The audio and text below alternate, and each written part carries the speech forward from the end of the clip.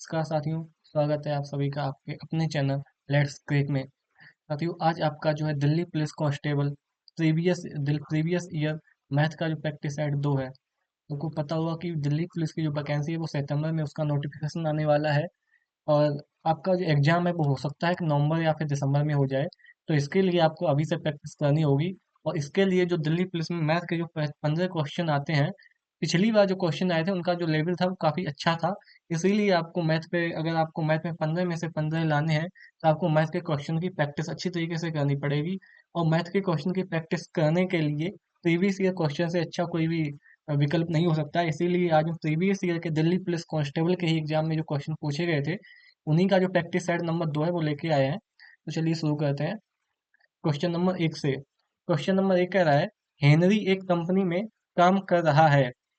उसके मासिक वेतन में से 25% घर के किराए के रूप में, 15% बच्चों की शिक्षा पर और 18% अन्य मदों में खर्च हो जाता है।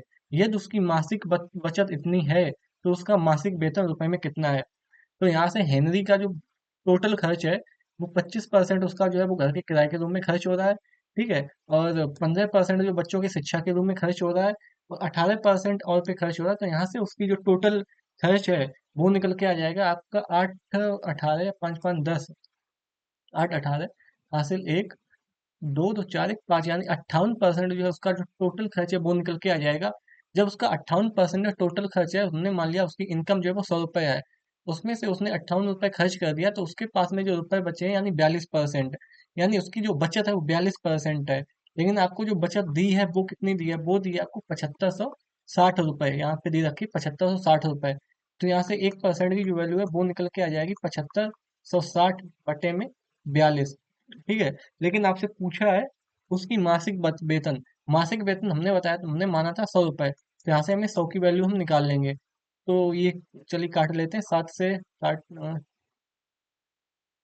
इसको 2 से ही काट लेते हैं। 2 2 21, 21 से कटेगा। ठीक है, 21 बाद इसको काट लेते हैं, 2 3 6 1 7, 2 7 14 1 15, 2 8 16 जीरो। 7 से काट देते हैं, कटेगा अगर? 7 से नहीं कटेगा। 3 से काट देते हैं, 3 7 21 और 3 एकम 3, 3 19 6 18 जीरो। 7, 7 से ये कटेगा क्या? 7 एकम 7,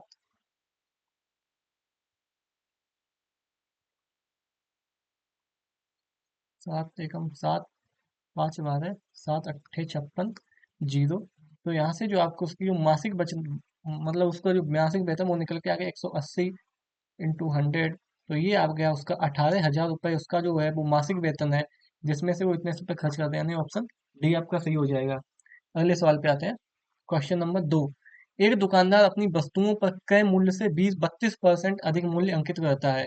यानी उसका जो अगर सीपी है उसका अगर हम 100 मानते हैं, सीपी जो 100 है, तो उसका जो एमपी है वो 100 का 32%, 100 का 32% हो जाएगा। 32 कौन में 100, यानी 100 का 32% 32 हो जाएगा। तो उसका जो एमपी है वो निकल के आ जाएगा आपका 132 रुपये। ठीक है, अगर 100 सीपी उसका 100 रुपये है तो वह 3/5 वस्तुओं को अंकित मूल्य पर, 3/5 वस्तुओं को अंकित मूल्य पर और 1/5 वस्तुओं को अंकित मूल्य पर 20% की छूट देते हुए। तो हम यहाँ से मान लेते हैं वो तीन, टोटल उसकी जो वस्तुएं हैं, टोटल जो उसकी वस्तुएं हैं, टोटल वस्तुएं उसकी 5 वस्तुएं हैं। ठीक है। पांच में से वो तीन वस्तुओं को, पांच पांच में से तीन वस्तुओं को अंकित मूल्य पर, यानी तीन वस्तुओं को अंकित मूल्य जो कि 132 रुपये इसमें से बेच देता है। ठीक है। और 1/5 वस्तुओं को, यानी 5 में से एक वस्तु को वो अंकित मूल्य पर 20% की छूट देते हुए बेचता है।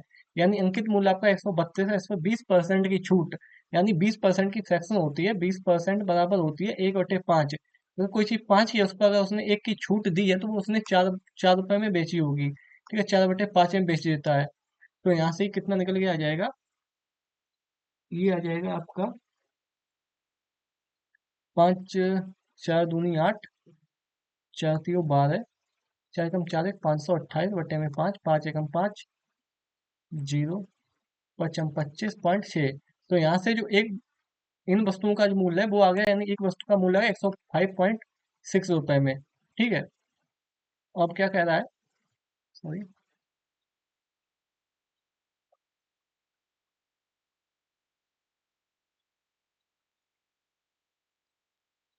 ये 132 में बेच रहा था, ये 105.6 में। अब आगे कह रहा है शेष वस्तुओं को, तीन और एक, चार वस्तुएं उसने बेच दी है, शेष बची उसके पास में, टोटल अगर पांच थी उनमें से चार बेच दी तो शेष उसके पास में एक बची। कह रहा है शेष वस्तुओं को अंकित मूल्य पर 40% की छूट देते हुए बेचता है। जब वो 40% की छूट देगा 132 में,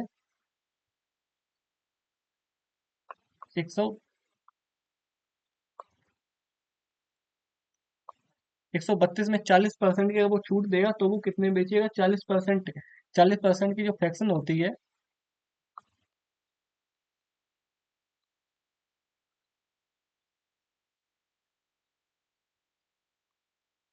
40% की जो फ्रैक्शन होती है वो होती है आपकी 2/5। यानी पांच की कोई चीज है, उसमें से दो की छूट दी तो वो 3/5 में बेची है।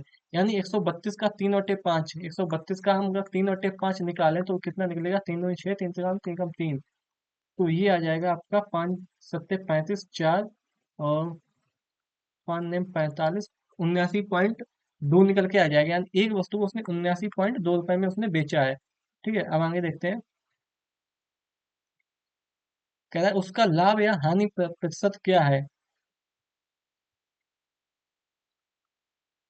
तो यहाँ से उसने टोटल जो वस्तुएं, यानी टोटल उसने जो बेची है वो कितने की बेची? 132 और 132, 105, 5.6 और 79.2, और 5 2 7 9 7 16, 7 3 10 11 1, 316।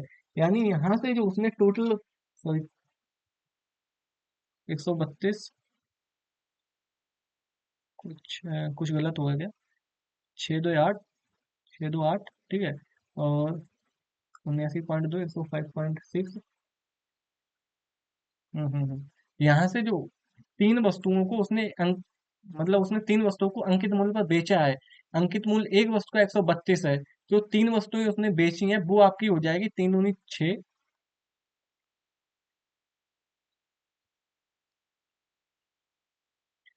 ये हो जाएगी 3 दूनी 6, तीन पे का 9, तीन कम तीन। यहाँ से उसने जो टोटल वस्तुएं, तीन वस्तुएं बेची अंकित मूल्य पर, 396 रुपए की उसने बेची है। 105.6 की एक बेची है, 79.6, अब इनको जोड़ेंगे, 0.8। ठीक है, 9 6 15 5 20 की जीरो, हासिल दो, और 7 2 9 9 18 की 8, हासिल लगा एक, तीन एक चार एक पाँच। यानी यहाँ से जो टोटल उसने वस्तुएं बेची है, 580.8 रुपए की बेची हैं। लेकिन हमने टोटल वस्तुएं पांच मानी थी। एक वस्तु का क्रय मूल्य अगर 100 रुपए है तो पांच वस्तुओं का जो सीपी है ये हो जाएगा 500 रुपए। ठीक है, ये हो जाएगा 500 रुपए। तो यहाँ से उसको लाभ हो रहा है, कितने का लाभ हो रहा है? तो ये लाभ हो रहा है उसको 80.8 रुपए का लाभ हो रहा है। 500 के ऊपर तो 100 पे कितना? तो जीरो से जीरो खत्म हो जाएंगे। पाँच, पाँच एकम पाँच, पाँच छक्का 30, 16 पॉइंट निकल के आएगा। पाँच छक्का 30, उसके बाद में पाँच एकम पाँच, तीन आठ, पाँच छक्का 30, 16% का उसको लाभ होगा। ठीक है, अगले सवाल पे आते हैं। Question number 3। क्या एक ऋण का भुगतान 5808 की दो समान वार्षिक किस्तों में किया जाता है? ठीक है, यदि चक्रवृद्धि ब्याज की दर जिसकी गणना वार्षिक तौर पर होती है 10% वार्षिक है तो ऋण की कुल राशि कितनी है? एक ऐसा ही सवाल आपका कल के प्रैक्टिस सेट में भी था। और पिछली बार जो दिल्ली पुलिस एग्जाम हुआ था, मैंने कल भी बताया था कि उसमें हर शिफ्ट में लगभग किस्त वाला सवाल पूछा ही गया था। तो देख लेते हैं इसको। 10% की जो उसकी दर है, 10% की है, 10% की सेक्शन होती है 1/10। अगर आपने 10 रुपए किसी को उधार लिए तो आप उसको एक 11 रुपए की किस्त चुकाएंगे। ठीक है, जब भी आपको किस्त वाला क्वेश्चन दिया हो, हमने कल भी बताया था, अगर 2 साल की है तो हम इसका स्क्वायर कर देते हैं, ये 100 आ जाएगा। 11 का स्क्वायर हो जाएगा 121। अगर यहाँ पे 3 साल का होता है तो हम यहाँ पे इनका क्यों कर देते। ठीक है, तो कह रहा है ऋण का भुगतान दो समान, यहाँ से जो दिया दो समान वार्षिक किस्तें हैं, तो हम इनको बराबर करने के लिए 11 का गुणा कर दें, यहाँ कर दें, 11 का गुणा इधर कर देंगे, तो यहाँ से निकल के आ जाएगी 110 और 100 रुपए, और यहाँ से 121। अब आपकी जो किस्त है वो बराबर हो गई है। अगर आपने टोटल 210 रुपए उधार लिए थे, आप उसको 242 रुपए चुकाओगे। यानी 210 आपने उधार लिए थे, 242 रुपए आप चुकाओगे, जिसमें से 42 रुपए आपका ब्याज होगा। क्या ऋण की कुल राशि कितनी है? यानी आपसे 210 की वैल्यू पूछ रहा है, और 5808, यानी आपसे को जो 121 की जो वैल्यू है ये दे रखी है 5808 रुपए। तो यहाँ से जो एक की वैल्यू निकालेंगे तो ये आ जाएगी 5808 बटे में 121 का हम भाग दे रहे हैं, 11 से काटेंगे, 11 से 11 बार, 11 पचे 55। ठीक है, 3 58, 11 दूनी 22, 11 दूनी 22 और 8 30 11 अट्ठे 88, फिर से काट देंगे 11 से, 11 चौक 44, 11 अट्ठे 88, यानी यहाँ से जो एक की वैल्यू निकल के आ गई, ये आ गई 48 रुपए, ठीक है ना। लेकिन आपसे पूछा है 210, क्योंकि कुल राशि जो है, कुल राशि 210 रुपए है, तो 210 की जो वैल्यू है वो हो जाएगी 210 गुणे में 48, तो ये हो जाएगा आपका 21। 21 अट्ठे होता है 168 की 8, हासिल लगा 6, फिर 21 चौक 84, 84 और 6 कितना होगा, 84, सॉरी 84, 16 21 अट्ठे 68, यहाँ से 16 आएगी, 21 चौक 84 और 16 हो जाएगा 100, ठीक है, और एक जीरो यहाँ पे आ जाए, यानी 10,080 रुपए की उसकी कुल राशि थी। 10,080, ऑप्शन नंबर बी आपका सही हो जाएगा। अगले सवाल पे आते हैं।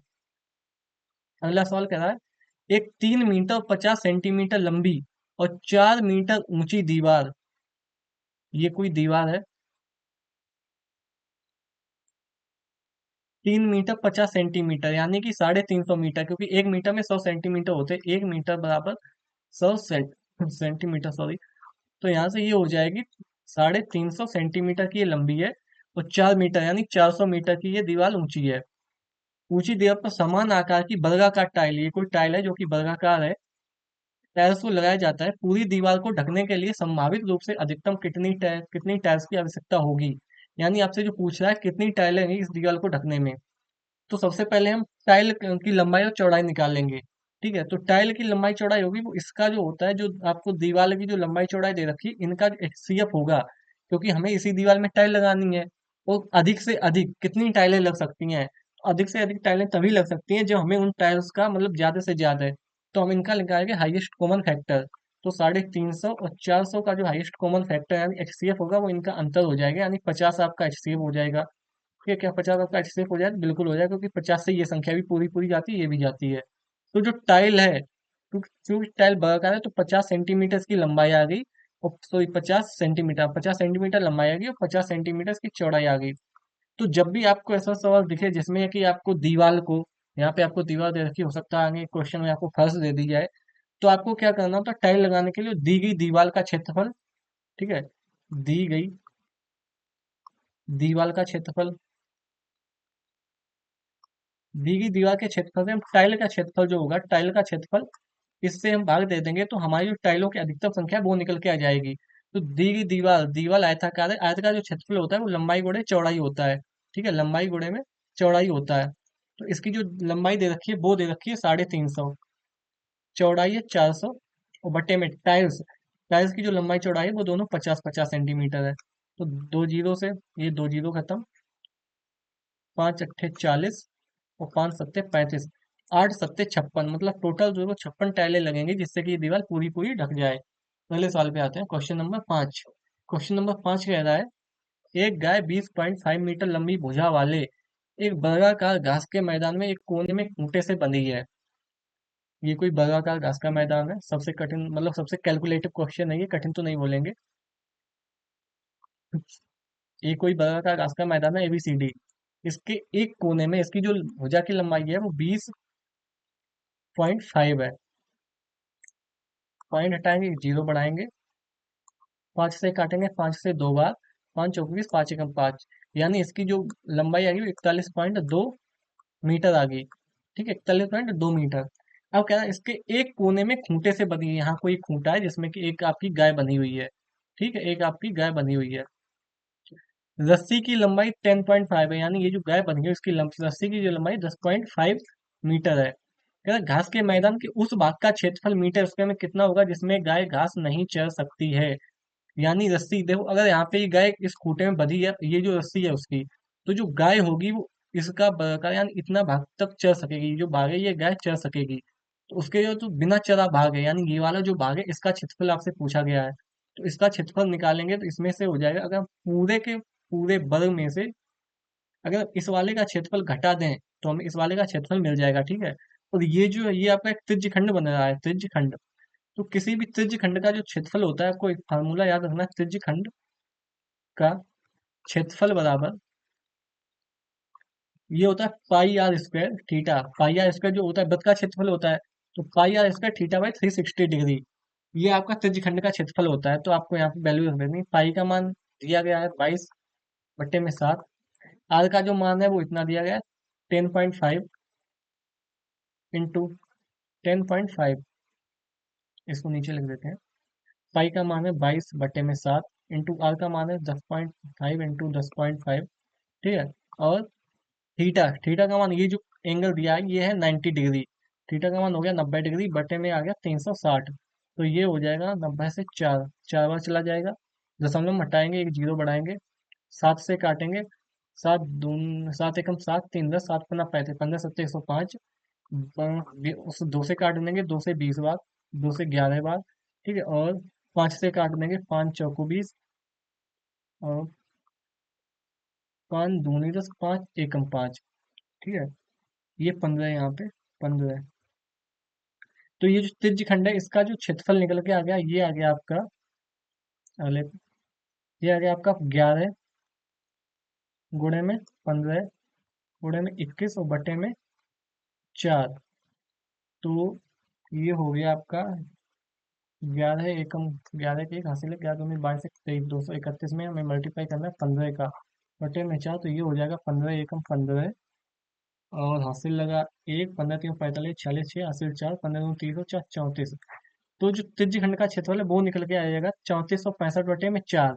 आपसे इसका क्षेत्रफल पूछा गया है, तो टोटल जो वर्ग का क्षेत्रफल है, वर्ग की हो जाए 41.2, और वर्ग का क्षेत्रफल होता है वो होता है ए स्क्वायर। तो यहाँ से जो वर्ग का क्षेत्रफल है ये हो जाएगा आपका, यहाँ से जो वर्ग का क्षेत्रफल है वो निकल के आ जाएगा, एक मिनट, इसको मिटा देते हैं।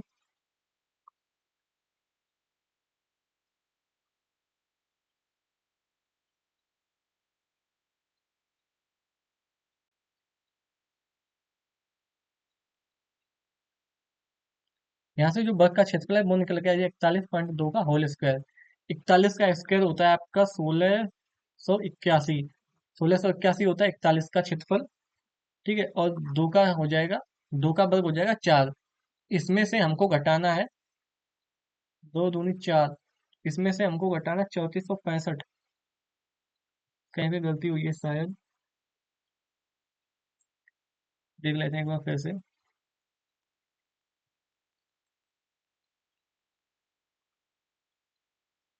2 20 बार, 2 से 11 बार। ठीक है। 5 से काटा हमने, 5 से 4, 90। हाँ, ये यहाँ पे गलती हुई है, 1 मिनट, काटने में गलती हो गई है।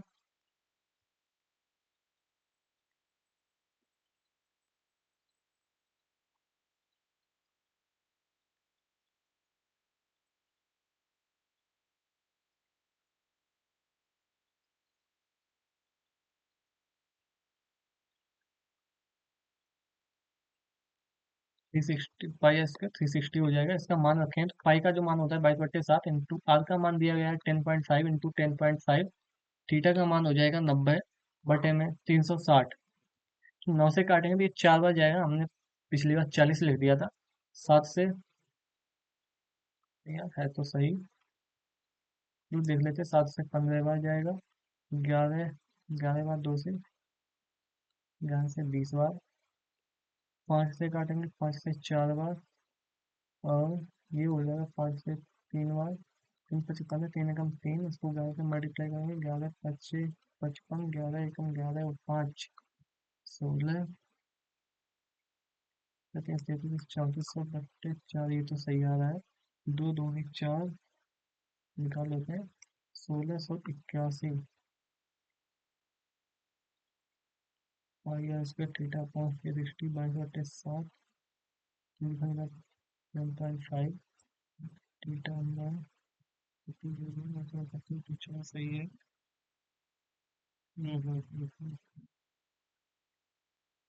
ये यहाँ से पॉइंट हटाएंगे तो एक यहाँ पे जीरो और बढ़ जाएगा। ठीक है।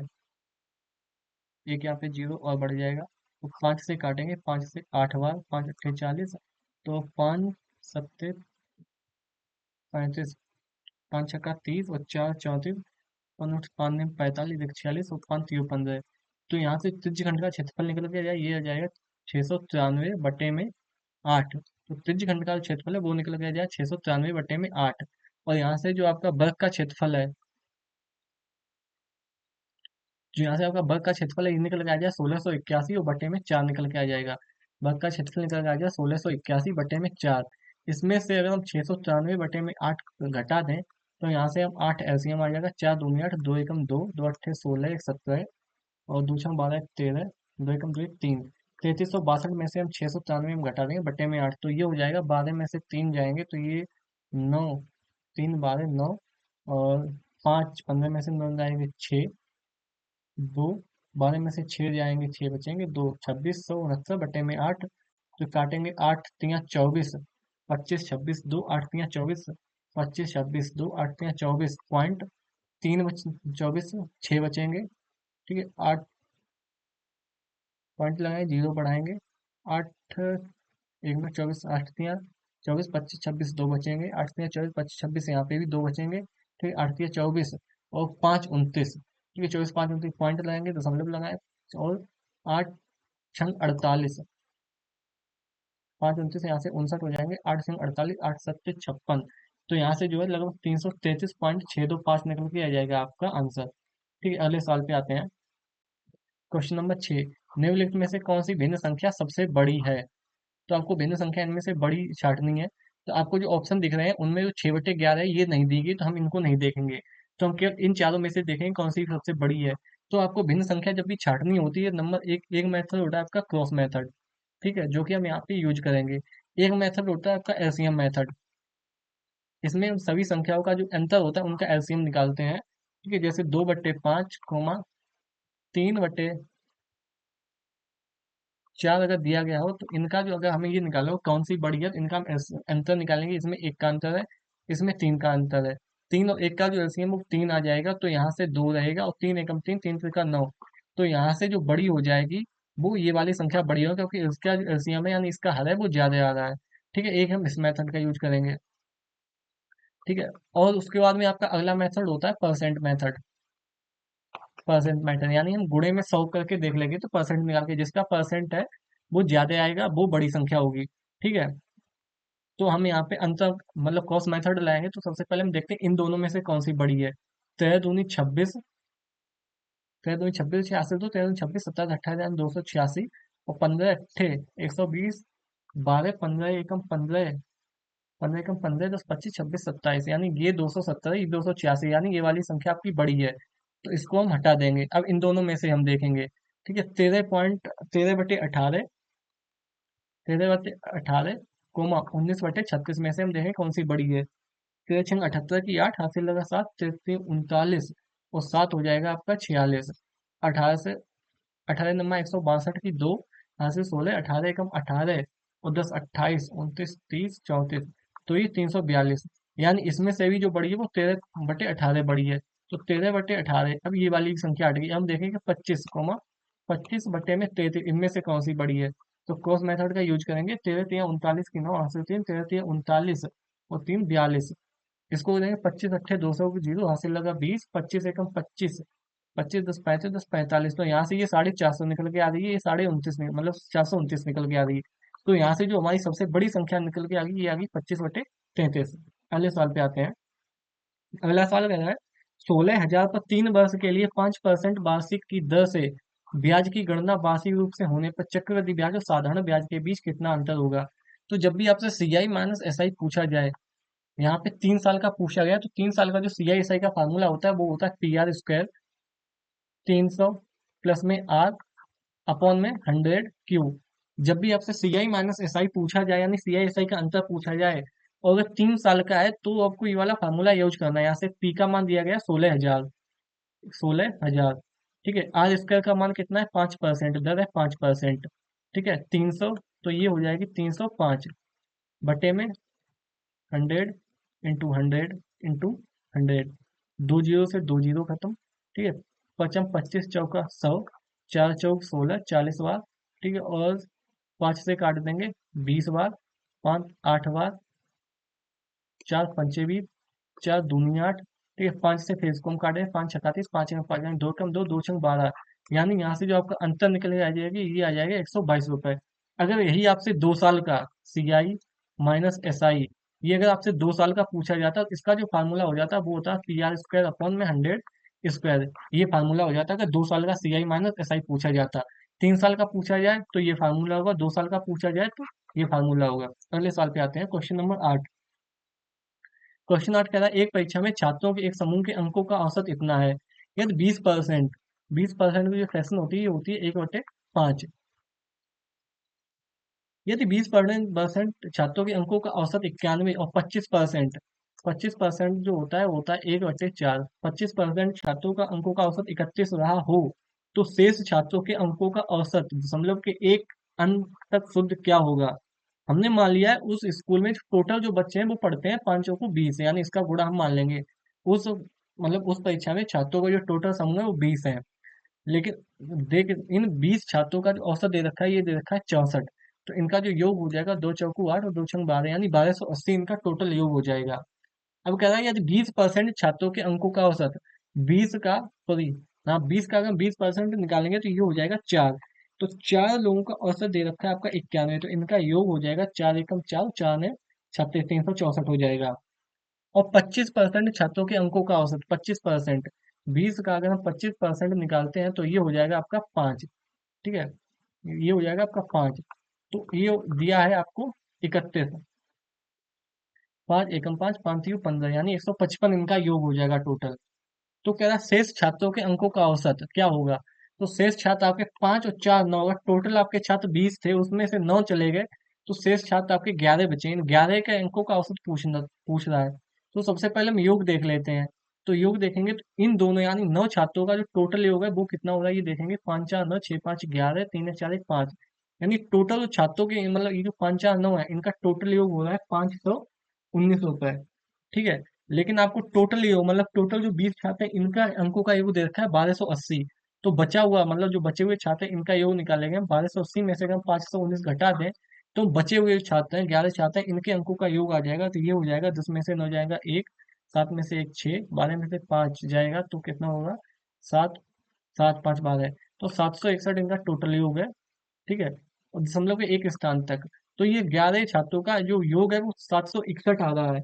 अब आपको पता होगा अगर हमें औसत निकालना हो तो जो योग होता है उसमें कुल संख्या से भाग दे देते हैं तो हमारा औसत आ जाता है। इनका औसत निकाल लेंगे तो हम 11 से भाग दे देंगे तो ये हो जाएगा 11 छिंगा 66, 11 छिंगा 66 और 10 76, यानी ये हो जाएगा 101, 11 9 99, 100 101 मतलब 69.2, यानी ऑप्शन ए आपका सही आंसर हो जाएगा। अगले सवाल पे आते हैं, क्वेश्चन नंबर 9।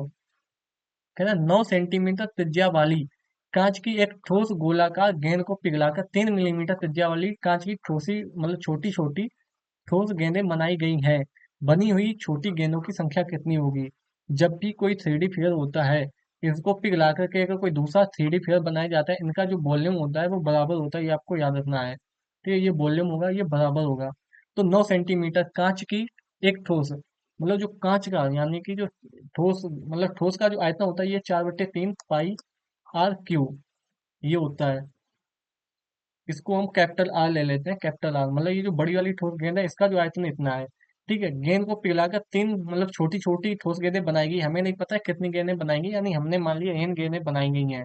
तो n गेंदों का जो आयतन होगा वो इसके आयतन के बराबर होगा, यानी 4/3 पाई। इसकी हमने त्रिज्या मान ली स्मॉल r क्यू।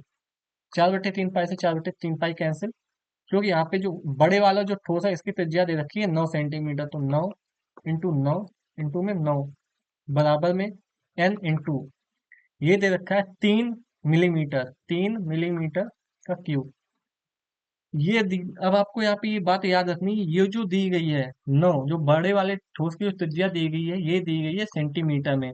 और जो मतलब छोटे वाली जो ठोस की त्रिज्या ये दी गई है मिलीमीटर में। तो पहले आपको इन दोनों की यूनिट बराबर करनी है। तो आपको याद रखना है 1 मिलीमीटर में जो होते हैं वो 1/10 सेंटीमीटर होते हैं। ठीक है, तो यहाँ से हो जाएगा 9 ने मतलब ये हो जाएगा 729 बराबर में n × 3/10 × 3/10 × 3/10। अब ये सेंटीमीटर में सभी वैल्यू आ गई। तो 3 से काट देंगे, 3 3 होती है 27, सत्ते मतलब 27 का स्क्वायर होता है 729। तो यहाँ से जो टोटल वैल्यू है मतलब टोटल जो छोटी ठोस गेंद है ये 27,000 आ जाएंगी। तो एन की जो वैल्यू है ये आ गई 27,000। और यही हमने माना था कि एन छोटी गेंदें बनाई गई हैं, एन ठोस छोटी गेंदें बनाई गई हैं। अब अगले सवाल पे आते हैं, क्वेश्चन नंबर 10। क्वेश्चन नंबर 10 कह रहा है एक मशीन के मूल्य में प्रतिवर्ष 25% की दर से मूल्य ह्रास होता है यदि दूसरे वर्ष और तीसरे वर्ष के अंत में इसके मूल्य के बीच में 24,000 का अंतर हो। ये आपको लाइन ध्यान से पढ़ेगी, दूसरे वर्ष और तीसरे वर्ष में। तो पहले वर्ष के अंत में मशीन का मूल्य कितना होगा? हमने मान लिया कि पहले वर्ष में मशीन का मूल्य था एक्स। ठीक है। पहले वर्ष में मशीन मशीन के मूल्य में 25% की वैल्यू होती है, 25% की जो वैल्यू होती है 1/4। यानी पहले अगर चार किसी की वैल्यू थी, अब एक घट के 3 हो गई। तो पहले वर्ष में जो उसका जो मूल्य ह्रास हुआ होगा, ये 3/4 हुआ होगा। ठीक है। दूसरे वर्ष जो उसका मूल्य ह्रास हुआ होगा, वो इसका 3/4 हुआ होगा, इसका 25%।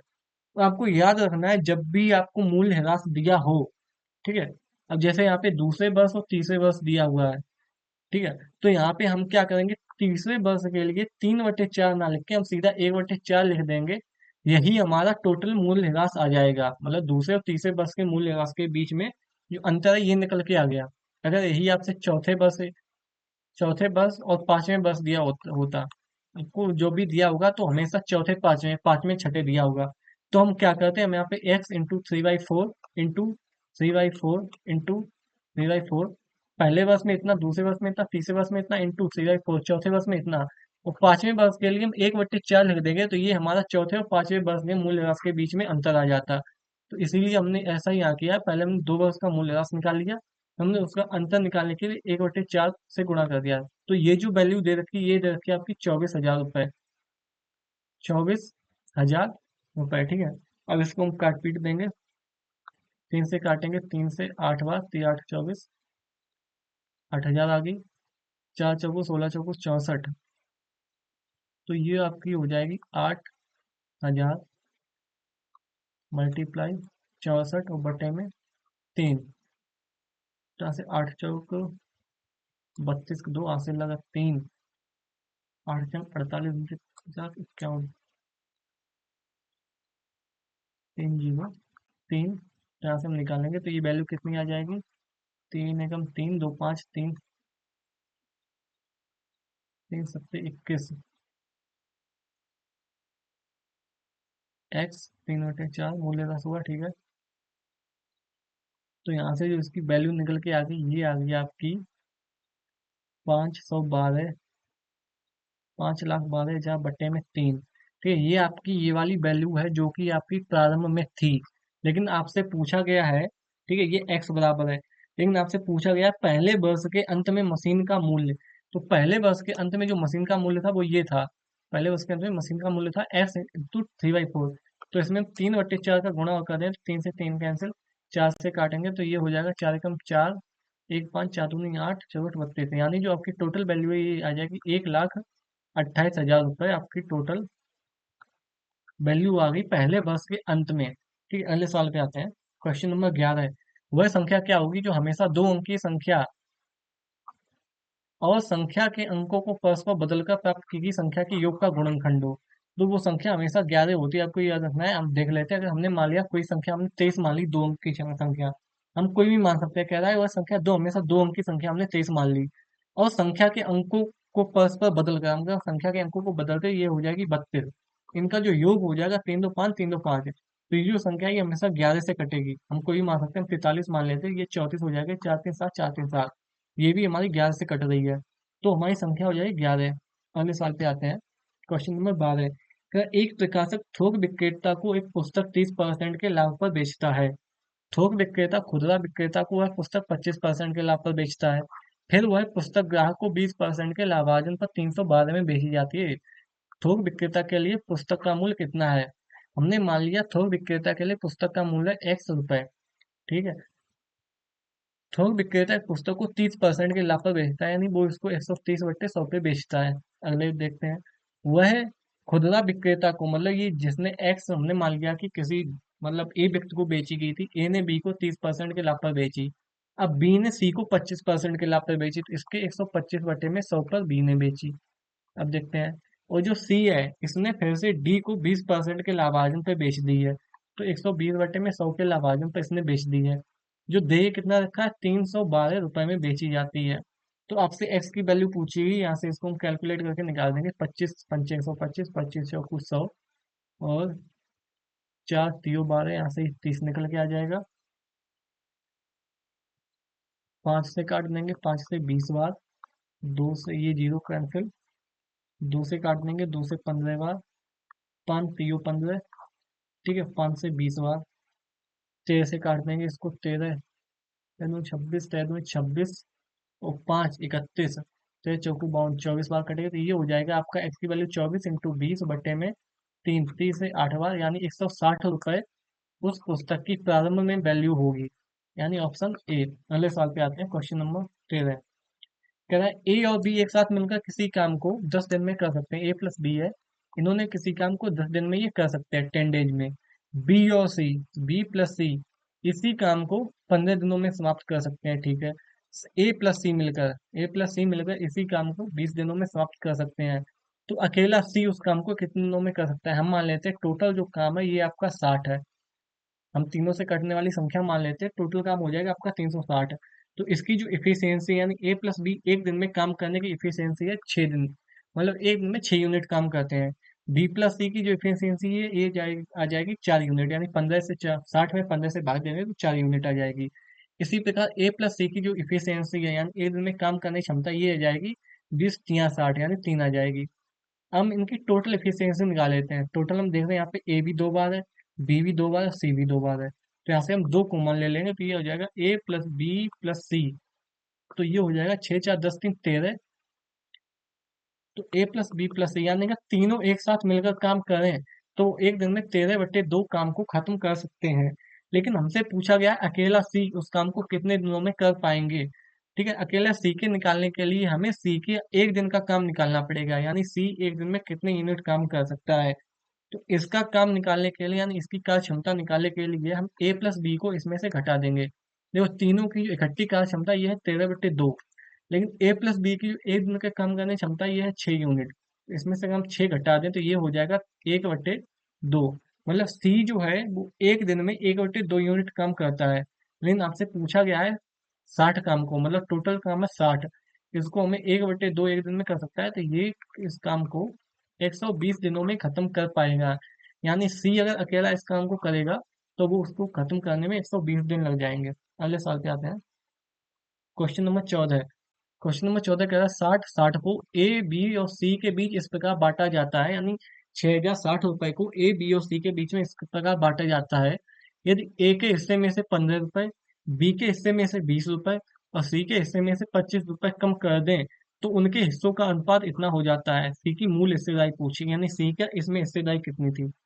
तो देख लेते हैं, सबसे पहले हम कम कर देते हैं, 15 20 और 25, यानी 20 20 40, 5 5 10, 20 20 40 20 60, यानी 15 20 और 25, 25 और 25 5 30, 5 5 10, 2 2 4 1 5, यानी अगर हम टोटल उन तीनों को मिला के जो है वो 60 रुपए कम किए जाते हैं।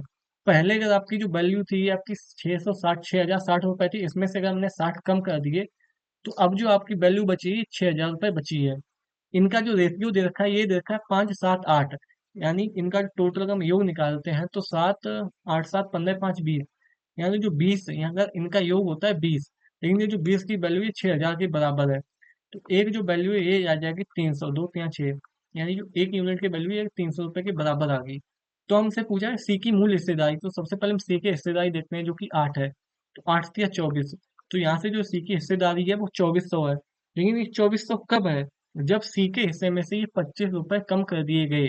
लेकिन हमसे पूछा गया है मूल हिस्सेदारी, यानी जब ये 6,060 रुपए थे तब सी के कितने रुपए थे ये पूछा गया है। तो हम इसमें 25 और जोड़ देंगे तो ये 2425 रुपए जो है ये सी के मूल हिस्सेदारी आ जाएगी, यानी ऑप्शन ए। अगले सवाल पे आते हैं। अगला सवाल कह रहा है एक व्यक्ति ने एक निश्चित दूरी किसी चाल से तय की। यदि वह चाल में 6 किलोमीटर प्रति घंटे की तेजी लाता तो उसे 30 मिनट कम समय लगता।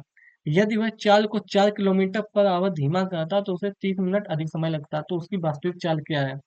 जब भी आपको कभी ऐसा क्वेश्चन दिया हो जिसमें कि टाइम का यानी डेल्टा टी टी दे रखा हो, यानी दो समय के बीच में अंतर दे रखा हो, जैसे यहाँ पे दिया है 30 मिनट कम और 30 मिनट अधिक, 10 मिनट लेट या 20 मिनट लेट, जब भी ऐसा सवाल हो तो आपका जो दूरी का जो फार्मूला होता है डी बराबर ये होता है S1 S2। जब भी वो दूरी मतलब जब भी टाइम डिफरेंस दिया हुआ तो वो अलग अलग दूरियों से चाल मतलब अलग अलग स्पीड से चाल तय करेगा। S1 difference S2, S1 S2 में से जो बड़ा होगा मतलब उनका अंतर निकाल देंगे into delta T, delta T क्या होता है, समय के बीच में अंतर। जैसे यहाँ पे अब देखो, यहाँ पे अगर लेट लेट आएगा तो हम इनको घटा देंगे, जैसे 5 मिनट लेट, ठीक है, और 2 मिनट लेट, तो इनका जो समय अंतर है, ये आ जाएगा 3 मिनट लेट। अगर लेट और प्लस जल्दी हो यानी अर्ली हो, जैसे 5 मिनट देर में पहुंचता है और 2 मिनट पहले पहुंच जाता है, इनका जो समय अंतर आ जाएगा ये हो जाएगा 7। ठीक है, तो इसी तरह हम देखेंगे, एक इतने निश्चित दूरी, हमें दूरी नहीं पता कितनी है, तो दूरी निकालेंगे, निश्चित दूरी किसी चाल से तय की। हमने मान लिया है कि इसकी जो चाल है वो यस है।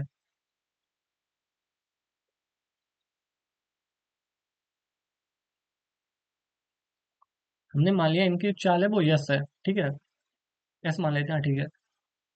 तो कह रहा है निश्चित दूरी एस चाल पहले थी, ठीक है, उसके बाद में वह चाल में 6 किलोमीटर प्रति आवर की तेजी लाता है, यानी पहले जो एस वन है वो उसकी एस थी, उसके बाद में जब उसने चाल बढ़ा दी तो एस प्लस सिक्स हो गई, तेजी लाया। इनका जो अंतर है एस और एस माइनस एस प्लस इनका जो अंतर है वो 6 का है, क्योंकि 6 मिनट तेजी लाता है, यानी अंतर है 6। तो उसको कितना समय, मतलब उसका जो है वो उसे 30 मिनट कम समय लगता है, ठीक है, यानी 30 मिनट का उनका जो अंतर है वो 30 मिनट है। तो 30 मिनट को मतलब घंटे में बदलने तो ये हो जाएगा कितना, 1/2 घंटे। इसको हम वैसे ही बना देते हैं, नहीं काटते हैं, 30/7, चलो काट देते हैं, 1/2 घंटे आ गया।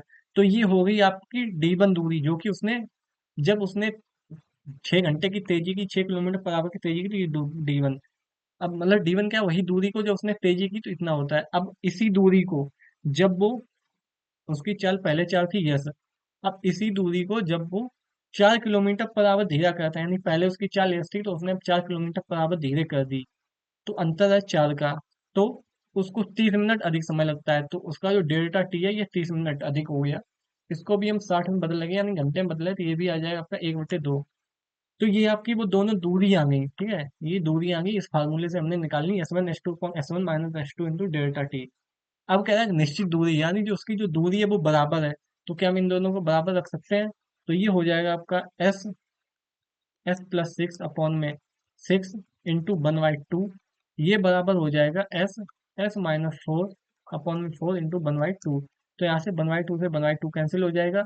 अब 4 का मल्टीप्लाई हम इसमें करेंगे, एस से एस कैंसिल हो जाएगा, 4 का मल्टीप्लाई करेंगे 4s प्लस में 24 बराबर में 6s माइनस के 24। तो हम यहाँ से 24 को उधर लेके जाएंगे, 40 को इधर लेके जाएंगे, तो ये हो जाएगा आपका 2s बराबर में 48। तो यहाँ से जो s बराबर है ये आ जाएगा आपका 24। और हमने जो उसकी वास्तविक दूरी, मतलब उसकी जो वास्तविक चाल थी वो हमने s ही मानी थी, ये उसकी वास्तविक चाल s मानी थी। तो ऑप्शन सी आपका सही हो जाएगा, यानी उसकी जो वास्तविक चाल है वो थी 24 किलोमीटर पर आवर। तो ये थे हमारे दिल्ली पुलिस 2020 में पूछे गए, 2 तारीख को पूछे गए 15 क्वेश्चन मैथ के। आपको ये वीडियो कैसे लगी आप हमें जरूर बताएं। मिलते हैं फिर अगली वीडियो में, तब तक अगर आपने चैनल को सब्सक्राइब नहीं किया तो सब्सक्राइब कर दें और वीडियो को लाइक कर दें। मिलते हैं अगली वीडियो में। जय हिंद।